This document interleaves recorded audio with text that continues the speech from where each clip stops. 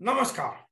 मैं कुलदीप भारद्वाज नमस्कार इंडिया की आज रात की इस चर्चा के अंदर आपका हार्दिक अभिनंदन करते हुए भारतीय जनता पार्टी को 4 प्रदेशों में लगभग मैं कहूं कि जीत के लिए शुभकामनाएं, मंगल कामनाएं बहुत बहुत। और उत्तर प्रदेश में विशेष रूप से जो बहुमत उन्हें मिला, आपको मालूम है उत्तर प्रदेश के विधानसभा चुनाव के अंदर भारतीय जनता पार्टी को 273 सीटें मिली है। वो बात अलग है कि ये पिछली बार से 52 सीटें कम है। 2017 में भारतीय जनता पार्टी या एनडीए, क्षमा चाहूंगा, एनडीए को 325 सीटें मिली थी। समाजवादी पार्टी वहीं 78 सीटों के बढ़त के साथ 125 सीटें जीतने में कामयाब हुई उत्तर प्रदेश के अंदर। बहुजन समाज पार्टी को 1 सीट मिली है, 19 सीट थी पिछली बार, 18 सीटों का नुकसान। और वहीं पर अगर कांग्रेस की बात करें जिसने बिल्कुल ही लुटिया और डुबो दी है, पिछली बार 7 सीटें थी, इस बार 5 का नुकसान, केवल 2 सीटें और 2 अन्य लोगों को सीटें मिली है। ये कुल मिलाकर उत्तर प्रदेश के बारे में बात कर रहा था जहां पर टोटल 403 सीटें थी। अगर आगे चलूं उत्तराखंड की बात करूं तो कुल मिलाकर 70 सीटें, बहुमत के लिए 36 का आंकड़ा जरूरी। भारतीय जनता पार्टी ने 47 सीटें, हालांकि 10 सीटों का उसको नुकसान है। पिछली बार 57 सीटें आई थी 2017 के अंदर। कांग्रेस को जरूर है कि इस बार 8 सीटें फालतू मिली। पिछली बार उत्तराखंड में 11 सीटें कांग्रेस को मिली थी, इस बार 19 सीटें मिली हैं। और आम आदमी पार्टी कोई भी सीट जीतने में उत्तराखंड में कामयाब नहीं रही। वहीं अन्य को जो है 4 सीटें वहां पर मिल गई हैं बाकी लोगों की। अब वहीं पंजाब में चलो तो आम आदमी पार्टी ने, बहुत सीधी सी बात है कि प्रचंड बहुमत, 3/4 से ज्यादा बहुमत आम आदमी पार्टी को मिला। 2017 में हालांकि उन्हें 20 सीटें मिली थी, लेकिन इस बार 92 सीट्स मिली है आम आदमी पार्टी को। सरकार बनना उनकी तय है। कांग्रेस को 18 सीटें मिली है, पिछली बार 77 थी, 59 सीटों का नुकसान हुआ कांग्रेस को। अकाली दल भी 15 मिली थी पिछली बार, इस बार कुल 4 मिली, अर्थात कुल मिलाकर 11 सीटों का नुकसान। एनडीए को 2 सीटें मिली हैं, पिछली बार 3 मिली थी, 1 सीट का नुकसान, और अन्य को 1 सीट मिली है। ये पोजीशन है कुल मिलाकर। और उसके आगे अगर मैं मणिपुर की चर्चा करूं जहां पर कुल मिलाकर 60 सीटें, 31 सीटें चाहिए बहुमत के लिए, तो भारतीय जनता पार्टी को 32 सीटें मिल गई है। पिछली बार 21 थी, 11 सीटें भारतीय जनता पार्टी को ज्यादा मिली है इस बार। कांग्रेस 28 से घटकर 5 पर आ गई है, 23 सीटों का नुकसान। एनपीएफ को 5 सीटें मिली है, 1 सीट का फायदा, पिछली बार 4 सीटें मिली थी। एनसीपी को 4 सीटें मिली थी पिछली बार, इस बार 3 सीट के फायदे के साथ 7 सीटें जीतने में कामयाब रही। अन्य को 11 सीटें मिली हैं। गोवा में थोड़ा सा पेच फंस रहा है, इसलिए हम कह सकते हैं कि 5 में से 4 नहीं, अभी 3 ही कहेंगे, लेकिन लगता है भारतीय जनता पार्टी यहां पर सरकार बना लेगी, क्योंकि कुल सीटें 40 थी। 21 सीटें चाहिए उन्हें बहुमत के लिए, 20 सीटें जीतने में भारतीय जनता पार्टी कामयाब रही। पिछले साल 2017 में 13 सीटें बीजेपी को मिली थी, इस बार 7 सीटों की बढ़त के साथ 20 सीटें जीती। कांग्रेस 6 सीटों का नुकसान, 2017 में उनको 17 सीटें मिली थी, इस वक्त केवल 11 सीटें। महाराष्ट्रवादी कांग्रेस जो है उनको 2 सीटें मिली, आधी आधी। गोवा फॉरवर्ड को 1 सीट मिली है, राष्ट्रीय कांग्रेस पार्टी को 1 भी सीट वहां पर नहीं मिली है। कुल मिलाकर वर्तमान की स्थिति ये है। अब बात, क्योंकि सबकी जो नजरें थी, जो निगाहें थी, वो कहीं ना कहीं भारतीय जनता पार्टी पर थी, और विशेष रूप से उत्तर प्रदेश में, क्षमा चाहूंगा, उत्तर प्रदेश में के ऊपर नजरें टिकी हुई थी। कुल मिलाकर सीधी सच्ची सी बात है। तो अब जिस प्रकार बहुमत मिला, मैं एक चीज जरूर कहना चाहूंगा। पहली चीज तो उत्तर प्रदेश की अगर मैं चर्चा करूं तो उत्तर प्रदेश की जनता को हार्दिक बधाई देना चाहूंगा उसके लिए, लेकिन ध्यान रखिएगा, जनता फिर भूल गई।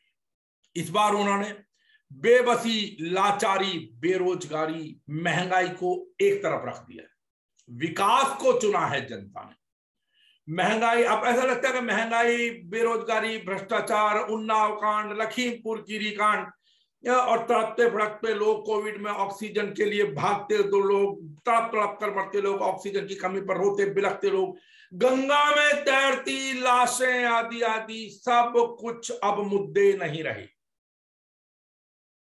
ये नए भारत की सोच है। अब देखिए नया भारत कहां जाता है अगर यही सोच, इसी प्रकार की सोच है। कुल मिलाकर मुझे लगता है ऐसा कि अब कहीं ना कहीं लोग इन सब मुद्दों को गौर, विकास से भी ज्यादा अगर मैं कहूं, हिंदू मुस्लिम एक ऐसा मुद्दा है जो सबके दिमाग के अंदर घुसा दिया गया है। हिंदू मुस्लिम का मुद्दा सब पर भारी पड़ा, कोई किसान आंदोलन आदि आदि सब साइड पर रख दिए गए। हिंदू मुस्लिम, हिंदू मुस्लिम, कहां जाएगा मेरा देश? हालांकि मैं ये कह दूं कि अगर इसी को आधार में मान लूं तो 2024 के अंदर भारतीय जनता पार्टी की सरकार आना लगभग निश्चित है।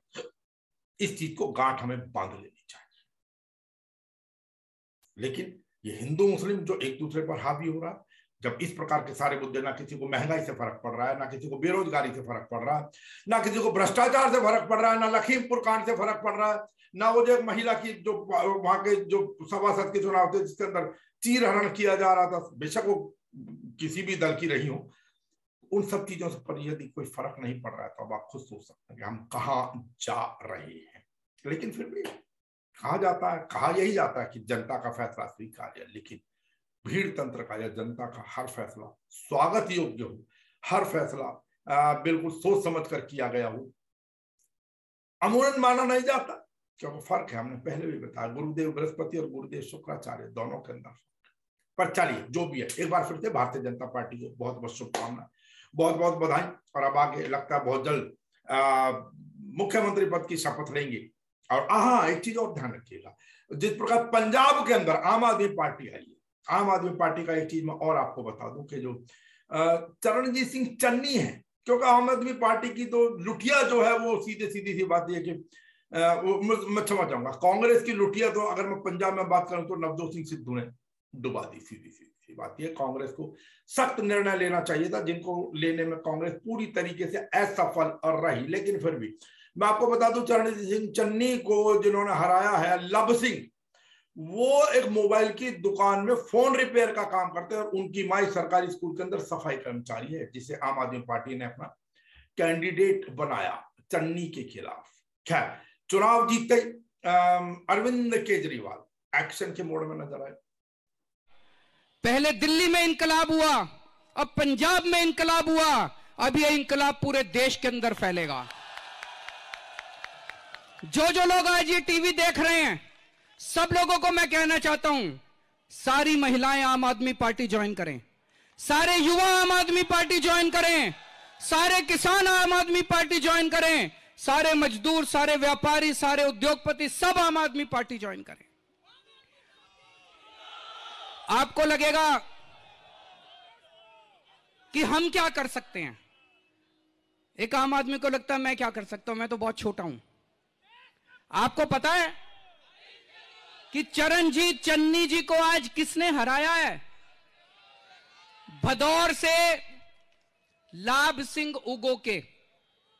कौन है ये लाभ सिंह उगोके?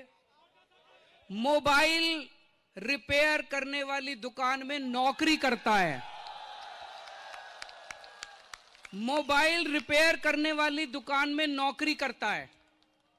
उनकी माताजी एक सरकारी स्कूल के अंदर सफाई कर्मचारी का काम करती हैं। और दिल्ली के हनुमान मंदिर जाना बिल्कुल नहीं भूले वहां पर।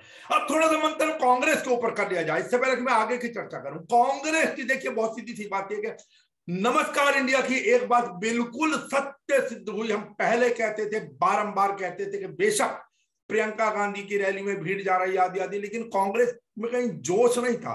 कांग्रेस कहीं चुनाव लड़ती नजर नहीं आ रही थी। सब ले देखे कुल मिलाकर कांग्रेस की अकेली प्रियंका गांधी चलती थी। और समझ नहीं आता वो भीड़ मैनिपुलेटेड भीड़ थी, किराए की भीड़ थी, या सारे कार्यकर्ताओं को लाके हर जगह पर वही लोग चले जाते थे। अब ये तो मैं नहीं कह सकता, लेकिन कुल मिलाकर कांग्रेस के अंदर हम बार बार कहा था कि कोई सवाल ही नहीं कांग्रेस कहीं सम्मानजनक स्कोर भी पा जाए, सरकार बना तो बहुत दूर की बात। और देखिए ये सब नजर आता है और स्पष्ट नजर आता था जैसे कांग्रेस ने कोई मूक एग्रीमेंट किया हुआ हो किसी से, या किसी खौफ में हो, किसी ने कुछ उन्हें डराया हुआ हो, ये वो जाने। सिर्फ दिखावे के लिए कि हम हैं, ये दिखाने के लिए हम जिंदा है, लेकिन वास्तव में कांग्रेस जिंदा नहीं।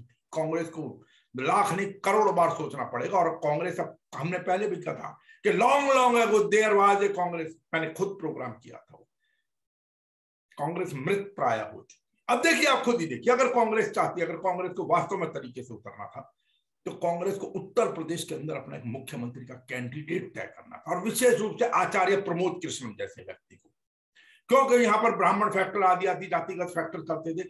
और आचार्य प्रमोद कृष्णम टीवी डिबेट्स में जाकर तरीके से पक्ष ज्ञान के तरीके से, मतलब ज्ञान स्वरूप पक्ष रखा करते थे। कहीं गलती होती तो स्वीकारते थे। उन्होंने पैठ हर जगह बनाई हुई थी, उनकी एक फॉलोइंग थी। और इससे भी बड़ी चीज, चलिए वो कांग्रेस का अपना मसला था, वो किसी को भी खड़ा करते, लेकिन उसके अंदर ये था कि कम से कम जब आप सीएम का कैंडिडेट खड़ा कर देते तो उस सीएम की भी जिम्मेदारी हो जाती है, वो भी फिर लगता सारी की सारी सीटों पर चुनाव लड़ाने के लिए, वहां पर उसकी भी मान मर्यादा, प्रतिष्ठा, इज्जत दांव पर लगी होती है।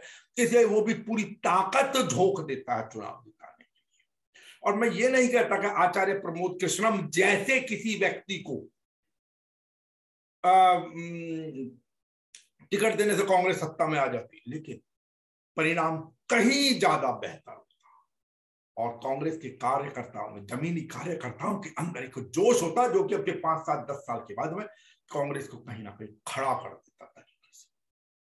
लेकिन अब कांग्रेस तो लगभग समाप्त। आप बताइए ना, देखिए ये बीजेपी से सीखना चाहिए। भारतीय जनता पार्टी की रैली कहीं नरेंद्र मोदी कर रहे हैं, कहीं अमित शाह कर रहे हैं, कहीं नड्डा कर रहे हैं, कहीं योगी कर रहे हैं, और यहाँ पर कौन था? इस बार तो राहुल गांधी भी फिर नदारद, बहुत थोड़ा बहुत कहीं नाम मात्र की उपस्थिति, जाते थे तो कौन? प्रियंका, अकेली प्रियंका पूरे उत्तर प्रदेश के अंदर। और दुख इसलिए होता कि एक समय में, इतने समय तक राज करने वाली पार्टी, इतनी बड़ी पार्टी, आजादी से पहले की बनी हुई पार्टी, आज कहां है? खोजने से कहीं नाम नहीं मिलता।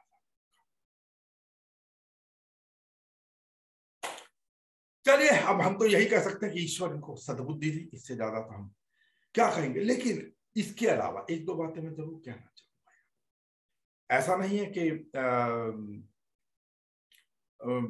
इन सब चीजों से अब जो भी कुछ हुआ, परिणाम आए, उसको स्वीकारना ही पड़ेगा, आपके पास उसके सिवा कोई चारा नहीं। चलिए, लेकिन मैं यहां पर एक और, हाँ, बहुजन समाज पार्टी का आप हाल देख लीजिए। मैं आपको एक तस्वीर दिखा रहा हूं बहुजन समाज पार्टी का, जो लखनऊ में मॉल एवेन्यू में जो उनका ऑफिस है, कार्यालय है, उसकी पोजीशन देखिए।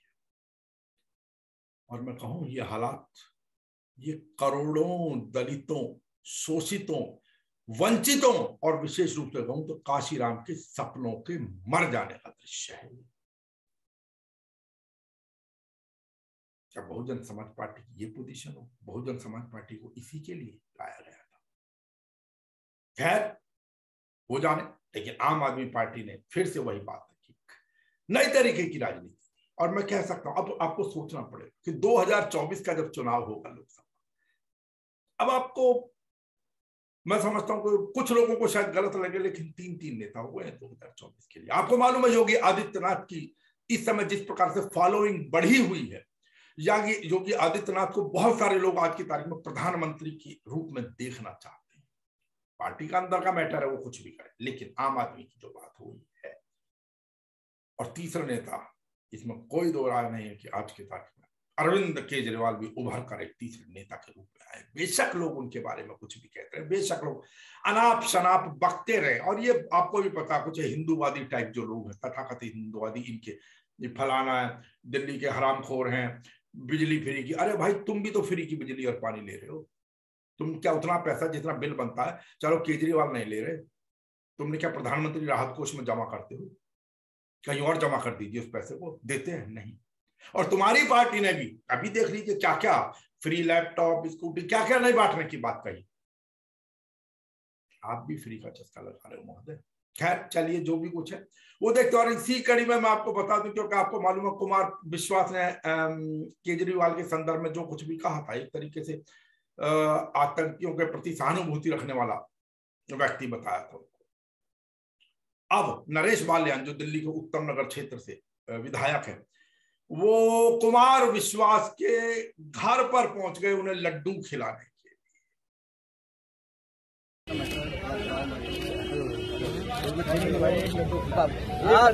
मैं खाऊंगा, आपको भी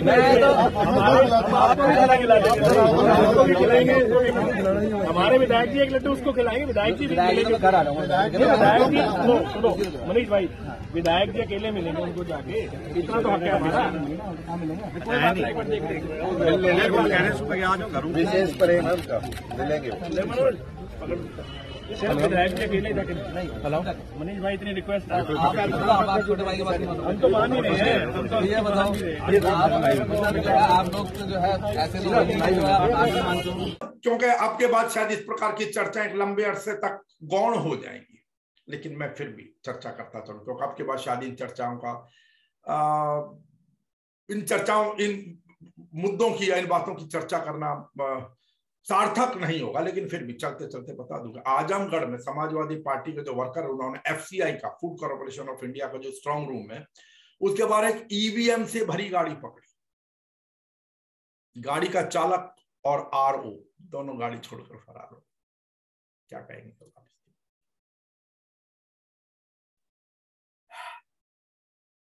खैर, और यहां मैं एक चीज और भी बता दूं कि आजमगढ़ के जो डीएम है, उन्होंने माफी मांगी थी, माफी भी मांग ली होगा। वो मान रहे हैं, स्वीकार रहे हैं कि भाई हाँ, ये जो कुछ भी हुआ है वो गड़बड़ है। आपको मालूम है, इससे पहले वाराणसी के डीएम ने भी गलती स्वीकारी थी और उसके बाद आजमगढ़ के डीएम ने गलती मान ली है। और वो बोला उन्होंने कि भाई बैलेट पेपर जो है वो गाड़ी में, जो गाड़ी है उसके अंदर नहीं होने चाहिए थे। इसके लिए जो भी दोषी है उनके ऊपर कार्रवाई होगी। इस विषय का जो ये विषय अभी हुआ है, इसमें अनयूज्ड बैलेट पेपर जिसका इस्तेमाल नहीं हुआ है, जिसकी काउंटर फाइल्स और कुछ बैलेट पेपर्स इसमें गाड़ी में रखे जो कि नहीं लाने चाहिए थे।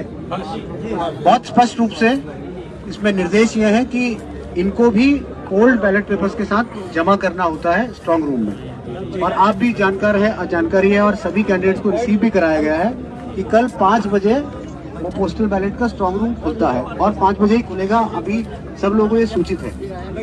अब मुझे अभी जो प्रारंभिक रूप से पता चला है कि वीडियो साहब ने ये वाला जो अनयूज्ड पोस्टल बैलेट था, इसको तत्समय जमा नहीं कराया और इसको जमा कराना चाहिए था। तो इसके लिए प्रथम दृष्टया ये दोषी भी है और इनके विरुद्ध कार्रवाई भी मैं करने जा रहा हूँ, रिकमेंड कर रहा हूँ। और जहाँ तक प्रश्न है आयोग की शुचिता का, जहाँ तक प्रश्न है आयोग की शुचिता का, उसमें किसी भी प्रकार से कोई कॉम्प्रोमाइज ना हमने होने दिया है, ना हम होने देंगे। सारी प्रक्रिया जो नियम है उसी नियम का पालन करते हुए। आपने ये भी प्रश्न उठाया कि गाड़ी में काली फिल्म लगी है, ये गाड़ी में काली फिल्म है, कप्तान साहब बगल में खड़े हैं, ये गाड़ी का भी सीजर होगा, यही से तत्काल प्रभाव से गाड़ी को भी सीज किया जाएगा। और ये बिजली कटने की बात है, इसको मैं अभी इंक्वायर करता हूँ कि बिजली क्यों कटी गई। ये मैं इनको सिक्योरिटी के मूवमेंट कैसे हुआ? आप कृपा करके बैठ जाइए। अगर आप चाहते हैं कि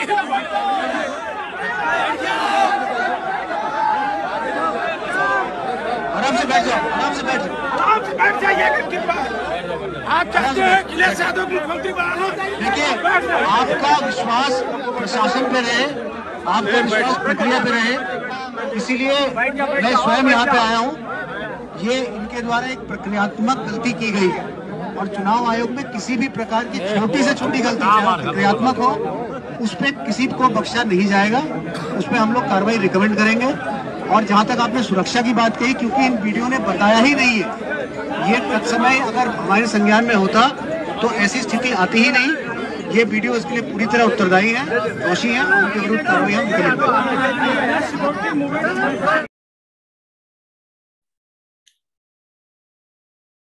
एक जानकारी हो इससे आगे, आजमगढ़ में ही ये जानकारी कि आजमगढ़ में जो वाराणसी नंबर की एक स्कॉर्पियो गाड़ी है, उसमें 10,000 से ज्यादा सादा बैलेट पेपर पकड़े गए थे।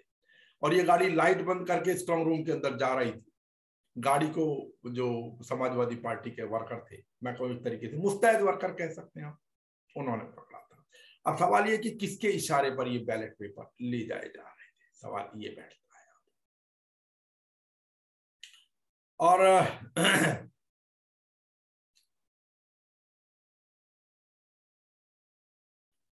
एक दृश्य और देखिए, ये संत कबीर नगर में एक कर्मचारी जो ईवीएम में लगने वाला जो 2 बैलेट पेपर है वो रजिस्टर में रखकर स्ट्रांग रूम की तरफ जा रहा था।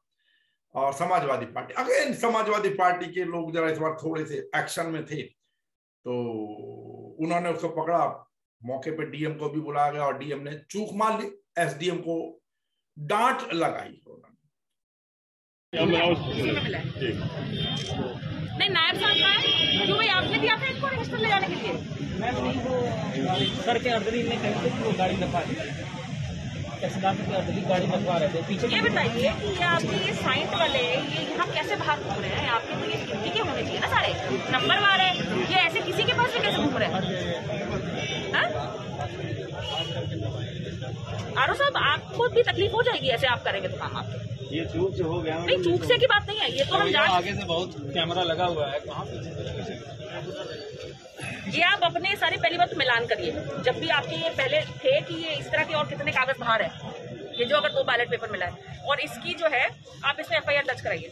FIR दर्ज होगी, बाकी कौन कौन इसमें लिप्त है नहीं लिप्त है वो हम जांच के बाद पता चलेगा कि किसकी गलती थी, क्या इंटेंशन थी। मैडम, तो आरो साहब यही है, जब कुछ जवाब नहीं दे पा रहे थे, नहीं, मैंने तो पूछा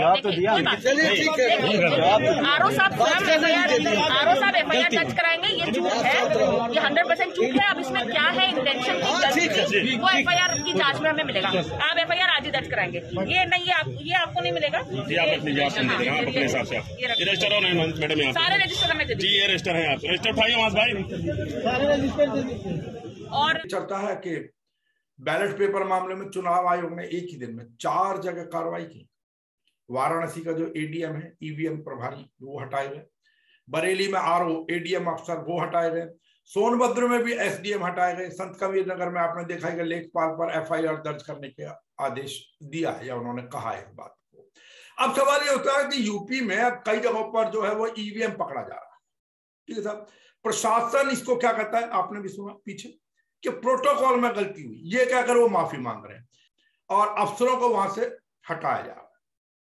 अब सवाल ये है कि EVM खराब हो, आपने पीछे भी कई मामले देखे, EVM खराब हो गई क्यों? कई जगह आप बटन दबाने किसी भी पार्टी का वोट निकल रहा है, वोट जा रहा है, बीजेपी को या पर्ची निकल रही है, भारतीय जनता पार्टी की। EVM पकड़ा जाता है तो प्रोटोकॉल के अंदर गलती है, खराब हो तो भारतीय जनता पार्टी को। अब सवाल यह कि आखिर ये है कौन लोग जो लोकतंत्र का मजाक उड़ा रहे हैं? तो अब जैसा भी हमने पीछे दिखाया कि वाराणसी क्षेत्र के अंदर जिस प्रकार भी हुआ, EVM चोरी के मामले पकड़े गए। प्रधानमंत्री नरेंद्र मोदी जी के संसदीय क्षेत्र के अंदर भी EVM चोरी के आरोप के अंदर एक अफसर को सस्पेंड कर दिया है। लेकिन कल्पना आप ये कीजिए थोड़ा सा, ये वो कुछ थोड़े से मामले जो सामने आ गए हैं, जो सामने आए नहीं उनका क्या होगा? उससे पहले भी आपने देखा था बनारस के ADM को हटा दिया गया, बरेली में RO ADM को हटा दिया गया, सोनभद्र के SDM को हटा दिया गया, और उन्होंने हालांकि मान लिया कि नियमों की अनदेखी हुई। याद कि इस बार के परिणामों के बाद में अभी तक कम से कम EVM को दोषी नहीं ठहरा, कोई खास मसला ऐसा आया नहीं है। लेकिन गौर कीजिएगा, EVM पर आरोप लगाने वाले कोई ये कांग्रेस या समाजवादी यही लोग नहीं रहे। EVM पर एक समय में गौर कीजिएगा 2009 के चुनावों के बाद में मुख्तार अब्बास नकवी, भारतीय जनता पार्टी के नेता, उन्होंने भी EVM पर आरोप लगाया था। आज जो EVM है वो इलेक्ट्रॉनिक वोटिंग मशीन की जगह कांग्रेस पार्टी के लिए इलेक्ट्रॉनिक विक्ट्री मशीन बनती जा रही है। और चुनाव के दौरान भी तमाम क्षेत्रों से ये शिकायतें आई थी। मुझे महाराष्ट्र के 73 कॉन्स्टिट्यूंसी से शिकायतें मिली कि 2 घंटे के अंदर 600 वोटरों ने अपना मतदान कर दिया। यानी कि 2 घंटे में 600, यानी 1 मिनट में 5 वोटरों ने EVM में अपने वोट डाल दिए। असंभव चीज है। इसी तरह से हरियाणा के 47 सीटों पर ये जानकारी आई कि 1 घंटे के अंदर 300 से ज्यादा वोटरों ने अपने वोट डाल दिए। यानी कि वहां पर भी 1 मिनट में 5 से ज्यादा वोट डाल दिए गए। इसीलिए मैं कह रहा हूं कि जो EVM है, इलेक्ट्रॉनिक वोटिंग मशीन, वो कांग्रेस पार्टी के लिए इलेक्ट्रॉनिक विक्ट्री मशीन बनती जा रही है। और इस पर तमाम सवाल बहुत तरह से उठाए गए हैं। कुल मिलाकर ये थी 5 राज्यों के विधानसभा से संबंधित चुनावों पर, मैं समझता हूं शायद ये आखिरी चर्चा इस 2022 के चुनावों के लिए। वो बात होने का आपको मालूम ही है कि दिल्ली के जो नगर निगम के चुनाव डिक्लेयर होने थे, जिनके लिए प्रेस कॉन्फ्रेंस भी बुला ली गई थी इलेक्शन कमीशन के द्वारा, उसको एक रद्द कर दिया गया। अब मनोज सिसोदिया ने तो आरोप लगाया था कि ये सब कुछ जो है केंद्र सरकार के इशारे पर हो रहा है, क्योंकि उनको डर था कि दिल्ली की 272 सीटों में से 250 सीटें आम आदमी पार्टी जीत रही है। हालांकि अब बात ये आ रही है कि तीनों नगर निगमों को अब फिर से पहले की तरह एक कर दिया जाएगा और उसके बाद चुनाव होंगे। लेकिन वास्तविकता यह है कि आम आदमी पार्टी ने इस समय जिस प्रकार प्रचार में उसके कैंडिडेट्स ने, संभावित प्रत्याशियों ने जिस प्रकार की जान झोंक दी थी, उससे सीधा सीधा फायदा पार्टी को हो रहा था, बाकी कहीं आसपास भी नहीं फटक रही थी। तो देखते हैं अब आगे क्या होता है। चुनाव कब डिक्लेयर होते हैं, कुछ लोग कह रहे हैं कि इसमें सारी प्रक्रिया में शायद 5-6 महीने लग जाए, लेकिन हम अभी इस बात की पुष्टि नहीं करते, समय लगेगा। जो भी हो, खैर कुल मिलाकर कोविड प्रोटोकॉल का पालन करते रहे। ये ना सोचिएगा कि कोविड पूरी तरीके से खत्म हो गया है, इसलिए जब भी बाहर निकले मास्क को यहाँ ऊपर से और नीचे तक लगा कर निकले। मौसम बदल रहा है, सावधानी पूर्वक होलास्टक जिसको कहा जाता है वो लग चुके हैं 8 दिन पहले जो लगते हैं, अब सब जगह धीरे धीरे ब्रज क्षेत्र आदि। और हाँ, इलेक्शन कमीशन ने उत्तर प्रदेश में जो चुनाव के बाद के होने वाले जुलूसों पर प्रतिबंध लगाया था वो हटा दिया गया। अरे स्वीकार। नमस्कार इंडिया का। नमस्कार।